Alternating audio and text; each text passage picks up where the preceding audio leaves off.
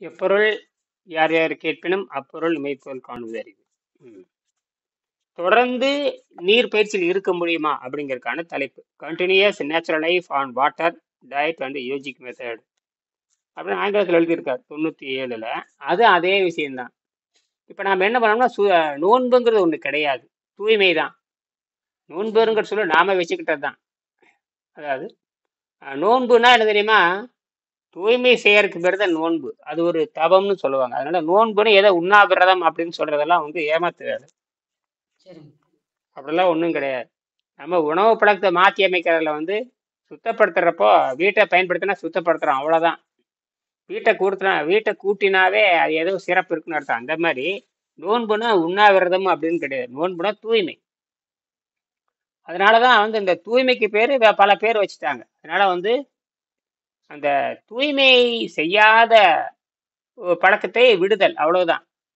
அப்போ அப்படின்னா இந்த உடம்பு மாறிக்கொண்டே இருக்குது. ஒரு சாதாரண புழு பட்டுப்பூச்சியா மாறுது. அந்த சாதாரண புழு நிலையில ஏன் பட்டுப்பூச்சியா மாறுதுன்னு யாரும் சொல்ல முடியாது. சரிங்க. எப்படி பட்டுப்பூச்சியா மாறுது? அது பறக்கவே, புழுவா இருக்கிறப்ப அது பறக்காது.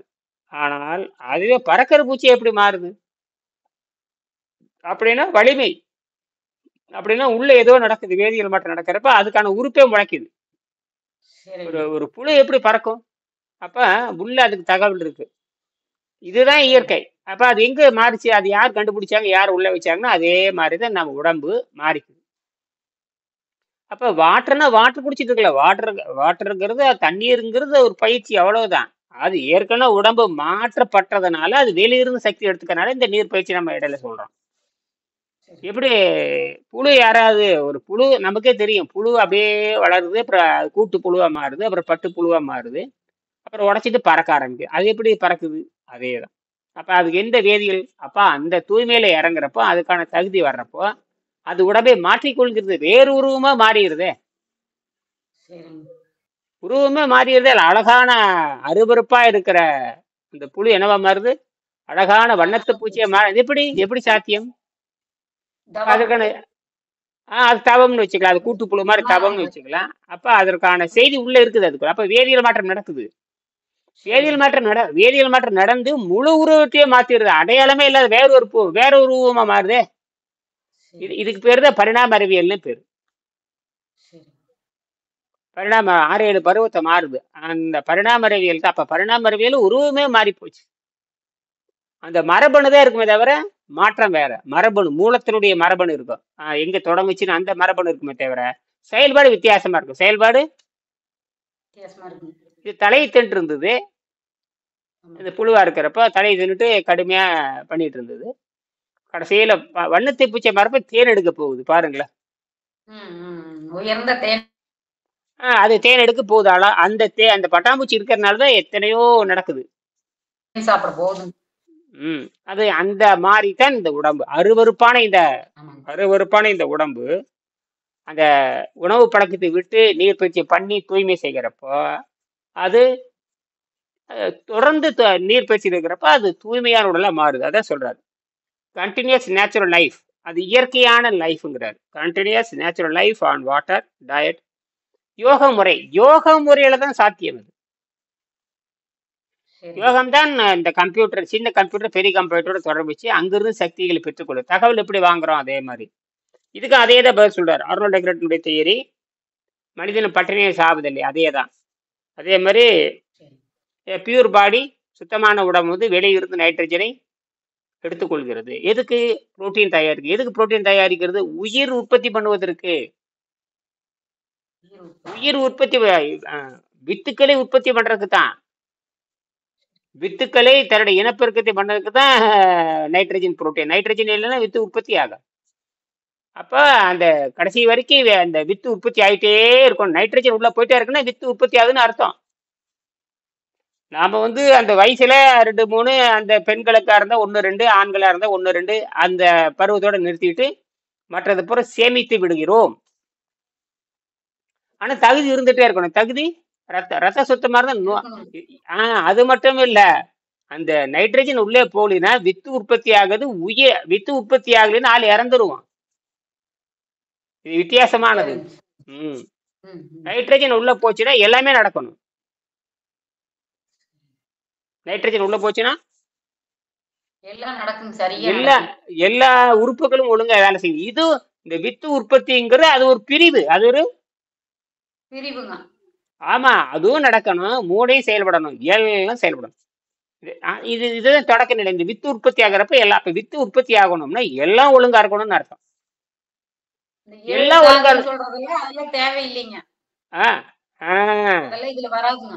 பொய், 7வது எத்தனை பொய். தாதுவா மாறுது, ஆ உணவு 7வது தாதுவா மாறுதுன்னு சொல்றதெல்லாம் அதெல்லாம் இல்லைங்க. அதெல்லாம் பொய், அத்தனை பொய். எல்லாம் இந்த யார் சொல்ற, இந்த உணவுன்னும் இந்த காட்டு மிராண்டிகள் சொல்றது. அதாவது உடலை பற்றி உணவை தெரியாதோ. பற்றி மருத்துவர்கள் சொல்லுவதெல்லாம் வந்து அப்படி சொல்றவங்கள விலங்கு பிராயத்துக்கு தான் பொருந்தும், விலங்கு பருவத்துக்கு பொருந்துமே தவிர, அதுதான் அதுக்கு உண்மையா இருக்கலாம். ஆனால் யோக பயிற்சியில் முன்னேறி இந்த உடம்புக்கு பொருந்தாது. நாம தான் பட்டாம்பூச்சியை மாறிடுறோம்ல. ஆமாங்க, ஆமாங்க, ஆமாங்க, பட்டாம்பூச்சிக்கு தேன் தான் தேவை. ஆமாங்க. நான் கம்பளி போல இருக்கிறப்ப எதை வேணா பிடிச்சி தின்னுட்டு இருப்பேன். நான் ம். பட்டாம்பூச்சியை மாறிட்டேன்னா தேன் தான் தேவை. அதுதான் இங்க இந்த உணர்தல் இருக்கணும், இந்த அறிவு இருக்கணும், அவ்வளவுதான். சரி. நான் ஏதாவது இந்த மாதிரி சொல்றாரு. இந்த மாதிரி திருக்குறள் வந்து கேவ் திருக்குறள் 942 gave clue about the water diet system. The meaning being let water be your diet and you need no medicine. அதாவது அருந்தியது அற்ற, நீங்கள் உணவில் நீர் இருக்கும்படி பார்த்து கொண்டால் மருந்து தேவையில்லை அப்படிங்கிறாரு. அதுதான் அது. இந்த மாதிரி 3 செய்திகளை நான் என்ன பண்றேன்னா, ரேஷனல் ஃபாஸ்டிங், நான் வந்து மெல்ல நீர் பயிற்சி ஆரம்பிக்கிறேன். Rational slow fasting and cooked and intake of cooked vegetable, I could be possible to clean accumulated poison then and there. நான் அந்த நீர் பயிற்சி செய்து இந்த விஷம் படிகிற விஷத்தை வந்து அவ்வப்பொழுது வேக வைத்த காய்கறியின் மூலமாக அந்த விஷத்தை வெளியே எடுக்கிறேங்கிறார். அந்த நீர் பயிற்சி பண்ணிட்டு, நீர் பயிற்சி பண்ணும்போது விஷம் வந்து படியுது, அந்த விஷத்தை எடுக்கிறதுக்கு குடலை சுத்தம் பண்ணணும். குடலை சுத்தம் பண்ணுறதுக்கு குக்குடு வெஜிடபிள், அப்போ ரெண்டே முக்கியம், தூய நீரும் இந்த வேக வைத்த காய்கறியும். இந்த ரெண்டுமே வந்து நான் ஃபாஸ்டிங்ல இந்த தூய்மைக்கு பயன்படுத்துறேன். அப்போ உள்ளே இருக்கிற விஷம் வெளியே வருது. அப்போ நான் வேக வைத்த குக்கட் வச்சிருக்க பயன் அது என்னன்றார், அவ்வப்பொழுது படியும் விஷத்தை அவ்வப்போது எடுத்து விடுகிறேன். இந்த கிளீன் ஆஃப் பாடி இப்படி செஞ்சுட்டே இருக்கிறப்ப can also be done in 1 year and able to live. இந்த மாதிரி ஒரு வருஷம் பண்றப்ப என் உடம்பு மாறிக்குது. the body weight will reduce by 30% reduce ஆச்சு அப்படின்னு சொல்றாரு. 129ஆம் பக்கம். நான் ஏதாவது எதிர்பாராத taken ordinary food my as luxury. நான் ஆடம்பரத்திற்காக, உணவு வந்து ஆடம்பரத்திற்காக சரி. அண்ட் நாட் நெசசரி, அதாவது கட்டாயமாக இல்லை, இது உயிர் வாழ்வதற்காக அல்ல, கட்டாயமாக இல்லை. நான் ஆடம்பரத்திற்காக உணவு சாப்பிடுகின்ற பொழுது அண்ட் கிளீன் த அல்மெட்டரி கனால் இந்த நெக்ஸ்ட் ஃபியூ டே, அப்படி சாப்பிட்டேன்னா மறுபடியும் 2-3 நாள் கழிச்சு 2-3 நாளில் மீண்டும் நான் புல் சுத்த பயிற்சிக்கு வந்துடுறேன். will increase the weight slightly and drop back to original and never goes below. லைட்டா லேசான உடல் எடை ஏறி மீண்டும் நான் உடனே அந்த ஃபியூ டேஸ் 2-3 நாள்ல குறைந்த நாட்கள் சுத்தப்படுத்துகின்ற போது பழையபடி அந்த 30 விழுக்காடு குறைந்த உடல் போயிருதுங்கிறார். சரி. ஆங்கிலத்தில் எழுதிட்டாரு, இதை விட என்ன வேணும்? ஆங்கிலம் படிச்சவன் இந்த பக்கத்தை கூட நேற்று ஆங்கிலத்தில் பேசியிருக்கேன். இந்த பக்கத்தை ஆங்கிலத்துல என் பொண்ணு வந்து ஆங்கிலத்துல மொழிபெயர்ப்பு சொல்லியிருக்காங்க. சரி, சரி. இங்கிலாந்துல மொழிபெயர்த்து, போதுங்க. ஆமா சுருக்கம், மொத்த சுருக்கம். ஆமா, ஆங்கிலத்தில் மொழிபெயர்த்து கொடுக்க சொல்லியிருக்கேன். இந்த புத்தகத்திலே ஆங்கிலத்தில் ஏற்கனவே ஆங்கிலத்தில் மொழிபெயர்த்து இருக்கிறேன். அது என்ன ஒரு மணி நேரத்துல மொழிபெயர்த்தலாம், அப்படியே பக்கம் அதெல்லாம் அங்கே எல்லா வசதியும் இருக்கு, சகலமே இருக்காங்க. எல்லாம் டவுன்லோட் பண்ணி ஒரு 10 புத்தகத்தை ஜெராக்ஸ் எடுத்து அப்படி இங்கிலீஷ்ல கொடுத்துட சொல்லிட்டு, அப்படியே சரி, சரி. இங்கிலீஷ்ல கொடுத்து அவனுக்கு படிக்க வைக்கணும். அவனுக்கு படிச்சு நீ பிராக்டிஸ் கொடு. வேலையை ஆரம்பிச்சாச்சு. இன்னைக்கு பேசணும். இன்னைக்கு இவர் ஸ்வீடன் குமார் பேசிட்டு இருக்கிறான்.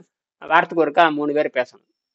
நானு இயல் ஸ்வீடன். ஆமா, அவரு இதை வந்து இந்த ஒரு சொட்டு இந்த தன்மீன் கண்ணவை எடுத்துட்டு போறாரு. அவர் அங்க ஒரு யூனிவர்சிட்டி இருக்கு, அந்த யூனிவர்சிட்டியில இருக்கிற அந்த பொண்ணையும் கொஞ்சம் அவங்க இந்த கட்டுரை கேட்டுட்டே இருக்காங்க. நம்ம கட்டுரை அவங்க கேட்டுட்டே இருக்காங்க. நான் எழுதி கட்டுரை அவரு டிசைன் பண்ணியிருக்காரு.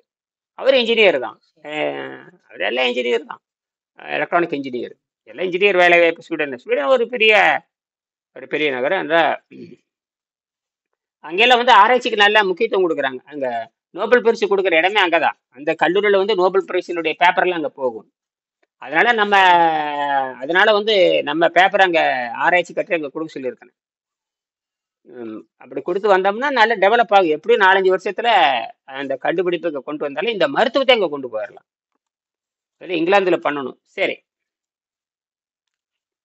குடுத்துட்டு வேலிடேஷன் பண்ண சொல்லணும். அதாவது மதிப்பீடு பண்ண சொல்லணும். ஒரு 2 பக்கம் 3 வட்டம் கட்டுரை எழுதி, இத படிச்சு பார்த்து இதுதான் இப்படித்தான் என் உடம்பு மாறுது. இப்படித்தான் மருத்துவம் செய்யறோம். இதுதான் இயற்கை மருத்துவம். இதுக்கு தண்ணீரும் காற்றும் தேவை. அப்படி சொல்லி அவங்களுக்கு புரிய வச்சு கமெண்ட் பண்ணி எல்லாம் சரிங்க. கொண்டு வரணும். அப்படியே சிந்திக்க ஆரம்பிச்சிருவாங்க. நம்ம யார் இவங்க புதுசா பேப்பரை கொடுத்து அதாவது ஆய்வறிக்கை கொடுக்கும்போது அவங்க படிச்சு பார்த்து ஒரு பதில் சொல்லுவாங்க. இப்படி ஒண்ணு அந்த கல்லு இருக்கிறது அவங்களுக்கு தெரியாதுல்லங்க. இப்படி ஒண்ணு ஆஹ் இருக்கிறதே தெரியாதுங்க.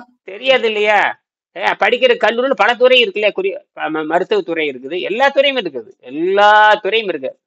அப்ப நம்ம குறிப்பிட்ட 2, 3 துறைக்கு மட்டும் கட்டுரை எழுதி கொடுக்க சொல்லியிருக்கேன். அது என்ன கட்டுரை கம்ப்யூட்டர்ல அடிச்சு அதை அடிச்சு கொடுக்குது, கையெழுத்து போட்டு கொடுக்க வேண்டியதுதான்.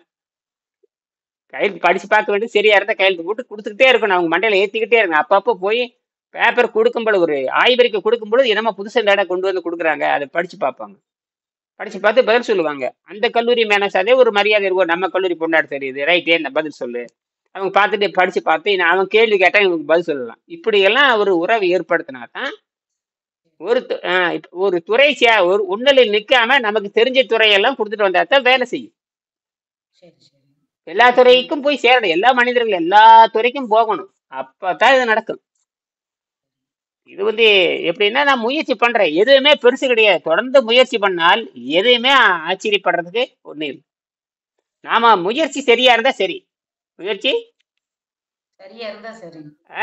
முயற்சி நோக்கம் இது வந்து விண்வெளி துறைக்கானது. நாளைக்கு அவன் அந்த விண்வெளிக்கு போகும் பொழுது இந்த மாதிரி ஆராய்ச்சி பண்ணி சைனாக்காரெல்லாம் போயிட்டு வந்திருக்கேன். நேற்று கூட போயிட்டு வந்திருக்கேன். அவனால இதை கத்துக்கிட்டே ரொம்ப நல்லது. அவன் இன்னும் பாம்பு கறி நம்பிட்டு இருக்கிறான். ஒன்றும் பண்ண முடியாது. பாம்பு கறி தான் எடுத்துட்டு போறாங்க. பாம்பு கறி, முதலக்கறி, எது எது அஜீரணமாகாதோ எது எது ஜீரணமாகாதோ அதைத்தான் எடுத்துட்டு போறானுங்க. சரிங்க. இப்படித்தான் நடக்குது. கொடுமைன்னு கொடுமை. அது யாரா இருந்தாலும் சரி. இறைச்சி விண்வெளியில ஜீரணமே ஆகாது. விண்வெளியில ஈர்ப்பு விசையே இல்ல. இப்ப தண்ணி குடிச்சா கூட அப்படியே நிக்கும். இப்ப தண்ணி ஊத்துனா, இப்ப தண்ணி ஊத்திட்டோம்னா அது அப்படியே கண்ணாடி மாதிரி உருண்டுட்டே தான் இருக்கு. கண்ணாடி மாதிரி உருண்டுட்டு மிதந்துட்டு தான் இருக்குங்க. ஆமா, பின்ன எப்படி இப்படி வச்சுட்டு சாப்பிடுறாங்க. என்ன பண்ணுதுன்னு ஒண்ணு ஆச்சரியமா தான் இருக்குது.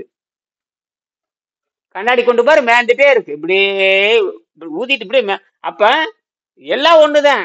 நம்ம உடம்பும் சேர்ந்து அதுவா மாறிடும். அங்கேயும் இப்படி நம்ம உடம்புல கூட அங்கேயும் மேந்துட்டு தான் இருக்கும். ஒண்ணும் பண்ணாது. ஏதோ ஏசிட்டு இருக்கிறனால என்னமோ பண்ணுது. அது உள்ள போறப்ப ஏதோ வேதியியல் மாற்றம் நடக்குது. வெளியே நீங்க இப்படி வச்சுட்டீங்கன்னா அது அப்படியே மேந்துட்டே இருக்கு. நீங்க பாருங்க, எல்லாம் மேந்துட்டே இருக்கு. இப்படியே மேந்துட்டே இருக்கு. தண்ணி கூட காட்டுவாங்க. தண்ணி கூட ஒரு துகள் கூட எங்கேயும் போடக்கூடாது. அப்படியே வாயில் வச்சு உறிஞ்சிக்குவாங்க. வெளியே துப்புனோம்னா ஆபத்து. அது எங்கேயாவது போய் ஒட்டிக்கும்பாங்க. தண்ணி அப்படியே ஆடு கிடுகிடுன்னு இப்படி கோழி குண்டு மாதிரி பந்து மாதிரி இந்த காத்து பந்து மாதிரி மேந்துட்டு இருக்கும். எல்லாமே மிதக்கும்.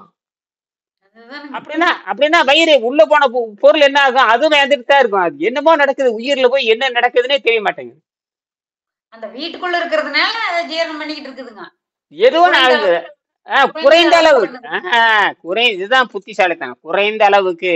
ஆனா வெளியே இருந்ததுன்னா தண்ணி அப்படியே ஆடிட்டே தான் இருக்குது. அப்படியே அப்புறம் இயற்கையான வெடிக்கெல்லாம் போக முடியும். மலம் கழிகிறது என்பது உறிஞ்சிதான் எடுக்க முடியும். ஏன்னா அது வெளியே போகாது.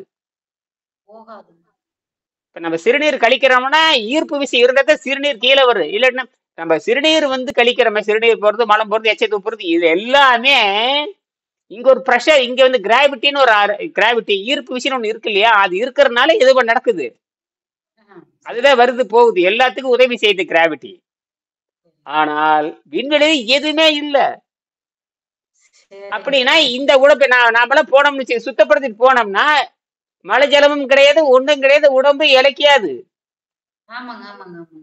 உடம்பை இழைக்காதுன்னு புரிய வைக்கணும். இங்கிலாந்துக்காரனுக்கு புரிய வைக்கணும். அப்படியே மெல்ல மெல்ல நீ பேச பேச பேச பேச ஒவ்வொரு சப்ஜெக்டா பேசி ஒவ்வொரு கட்ட நான் 2 பக்கம் கொஞ்சம் கொஞ்சமா கொடுத்து ஏத்தணும். அவனை ஒவ்வொரு பக்கம் 2 பக்கம் கொடுத்து படிக்க வைக்கணும். அப்புறம் அடுத்த விட கேட்கணும். இப்படியே போயிட்டே இருந்தோம்னா ஒரு 2 வருஷத்துல அவனுக்கு மண்டையில ஏற்றி விட்டுறலாம் அப்படின்னு நான் நினைக்கிறேன். இல்ல எப்படி மெல்ல மெல்ல மெல்ல மெல்ல சொல்லி கொடுக்கணும் இல்லையா? அது மாதிரி உடனே இந்த மூளை வாங்காதுங்க. ஏன்னா இது மழுங்கடிச்ச மூளை. ஆமாங்க, ஆமாங்க. ஒரு குதிரை மாதிரி ஒரு பக்கமே போயிட்டே இருக்குது. அது குதிரை சேனை பூட்டின மாதிரி ஒரு பக்கம் போயிட்டே இருக்குது. அது எப்படி நீங்க புரிய வைப்பீங்க? அப்ப மெல்ல மெல்ல மெல்ல மெல்ல மெல்ல புதிய கொள்கைகளை மெல்ல நீங்களே இப்படி இவ்வளவு பேசுறமே, இதுக்கு முன்னாடி இதெல்லாம் தெரிஞ்சிருக்கீங்களா? ம் இல்லைங்க, இல்லைங்க. சும்மா போவீங்க வருவாங்க, காய் சாப்பிடு, கீரை சாப்பிடு அப்படின்னு சொல்லுவாங்க. அப்புறம் வந்து இயற்கை உணவு போனா அந்த தேங்காய் பழம் சாப்பிடு, அப்புறம் திராட்சை சாறு சாப்பிடு, ஆப்பிள் சூறு சாப்பிடுன்னு சொன்னானுங்க தவிர இந்த மாதிரில அந்த செய்தியே தெரியாது. ஏன்னா நோக்கம் அது வரல, ஆராய்ச்சி நோக்கம் அவங்களுக்கு கிடையாது. இப்படி ஒரு வாழ்க்கை வழிமுறை இருக்குன்னு தெரியாதல்லங்க. தெரியவே தெரியாது. எவ்வளோ இருக்கு பாரு. சரி முடிச்சுக்கலாமா? அவ்வளவுதான். தி above method is scientific based அந்த மூக்கஸ்ல இது வந்து சயின்டிபிக் மெத்தட் அடிப்படையில் சளி குறைந்த உணவு முறையை பயன்படுத்தி நான் வாடுகிறேங்கிறாரு. சரி சரி. Hence a healthier life can be achieved by the water diet system when hard physical work or travel in involved ordinary food is taken. கடுமையான வேலையோ அலைச்சலோ இருந்தால் சாதாரண உணவு எடுத்துக்கொள்ளப்படுகிறது. அந்த கிளீன்ட் இன் சப்ஸ்குவெண்ட் டேஸ் தேவையான நாட்கள் அண்ட் மென்ஷன்ட் அபவ் மேல சொன்னபடி சுத்தப்படுத்திக்கிறேன். கடின உழைப்பு சும்மா சாப்பிட்டு பார்க்கறது ஒண்ணு, கடின உழைப்பு வருகின்ற பொழுது சாப்பிட்றது ஒண்ணு. இப்படி இருந்தாலும் மேற்சொல்ல நாட்களில் போல இருந்து சுத்தப்படுத்திக் கொள்கிறேன். சப்ஸ்குவெண்ட் டேஸ் மென்ஷன்ட் அபவ் மேலே சொல்லப்பட்டபடி நான் சுத்தம் செய்து விடுகிறேன். The above method is best suited for space life. இது வந்து விண்வெளியில் போய் வாழ்வதற்காக இயற்கை நம்மை படைத்து இருக்கிறதுங்கிறார். அதுதான் பெரிய விஷயம். சரி. அப்ப இவங்க விண்வெளி இயற்பியல் படிக்கிறப்ப ஒவ்வொரு முறையும் இது வந்து அபவ் சூட்டட் ஃபார் ஸ்பேஸ் லைஃப்னு கீழே ஒரு அண்டர்லைன் பண்ணி கொடுத்துட்டே இருக்கணும். அப்பதான் விண்வெளி வாழ்க்கைக்காக இந்த இந்த இந்த கட்டுரை கண்டுபிடிக்கப்பட்டது, இந்த பாடம் அதற்காகத்தான் இந்த பொண்ணு இங்க வந்திருக்காங்கிற செய்திய அவன் கொஞ்சம் கொஞ்சமா மண்டையில ஏத்தணும். நான் வந்தது சும்மா வரலடா முண்டா, நான் பாடம் இங்க படிக்க வந்திருக்கிற, படிச்சுட்டு எங்க சரக்கு உங்க சரக்கு ரெண்டையும் சேர்த்து வந்திருக்கேங்க வேண்டிதான். உங்களுது எங்களுது சேர்ந்ததுன்னா ரொம்ப நல்லா இருக்கும். அப்ப மேற்கு நாட்டு என்ன சொல்லியிருக்காரு கீழே பாத்தீங்கன்னா, மேற்கு நாட்டு விஞ்ஞானத்தையும் கிழக்கு நாட்டு விஞ்ஞானத்தையும் இணைப்பதற்கான ஒரு முயற்சி. அதை தான் இப்ப நான் செய்யறேன். அதுதான் இப்ப அடுத்த வேலை இதை செய்யணும். நம்ம விஞ்ஞானத்தை அவனுக்கு புரிய வைக்கணும். அப்ப கிழக்கு நாட்டு விஞ்ஞானத்தை மேற்கு நாட்டு விஞ்ஞானத்தோடு சேர்த்துவதற்கான முயற்சி தான் நான் பண்றேன். இப்ப வெங்கடேசன் சொல்றது அடுத்த ஸ்டெப் நான் போயாச்சு. அடுத்த ஸ்டெப்புக்கு போயாச்சுங்க. போஸ்ட் போயாச்சு நீ. ஆமா. விஞ்ஞானத்தையும் ஒரே அடிப்படையில் கொண்டு வர சில முயற்சி. இது நான் முயற்சி பண்றேன். எந்த அளவுக்கு வெற்றி அடையணும் போக போக தான் தெரியும். சரியா? Space life as the human body is created with multi power. அதாவது மல்டி பவர்னு பல்வேறு வகையான தகுதியோடு.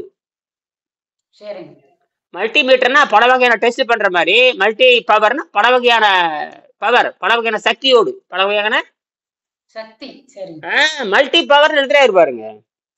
Is created within built power by nature.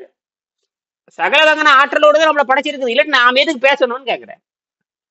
கண்டுபிடிக்கிற ஆற்றல் இருக்குது, பிரச்சனை தீர்ப்பு இருக்கிற ஆற்றல் இருக்குது, மருத்துவத்தை பார்த்துக்க, நோயற்ற வாழ். சரி, நோய் வந்துட்டு எங்க விண்வெளிய நோய் வந்துட்டு என்ன பண்ணுவீங்க?